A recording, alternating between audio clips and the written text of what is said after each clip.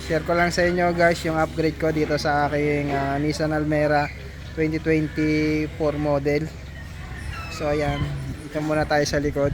So dito sa likod nagdagdag lang ako ng emblem na sport saka turbo. Wala kasing nakalagay yan. And then yan, naglagay din ako ng shark fin. Tinanggal ko rin ang antena niya pero wala kasing nakalagay yan dati. So nilagyan ko na lang para medyo maganda-ganda yung hindi naman plain yung bubong. And then yun, mas bumagay sa kanya kapag meron siyang shark fin. Ayan. Then tapos pinilan ko siya ng door handle cover. Ayan, bagay na bagay yung sa gunmetallic gray yung pagkaka ano nito, fiber design. Ayan, yung mga door handle cover. Ayan. Ganda. Tapos sinabay ko rin yung sinunod ko itong side mirror cover. Yan, plastic lang to guys.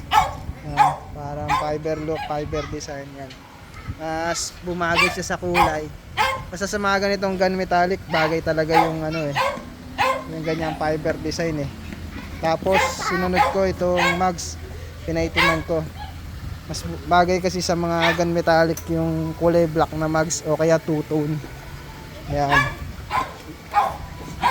Mas sporty look siya tignan kapag naka-black yung mags. Ayan medyo hindi kita. So ayan lang naman yung mga konting na-upgrade ko sa unit ko. Ayan. Tapos naglagay pala ako ng so ito yung side profile ko. Ayan. Ito naman yung back profile.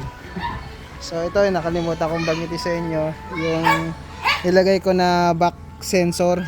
Yan, 4 yan. Ayan. Ako naglagay niyan guys.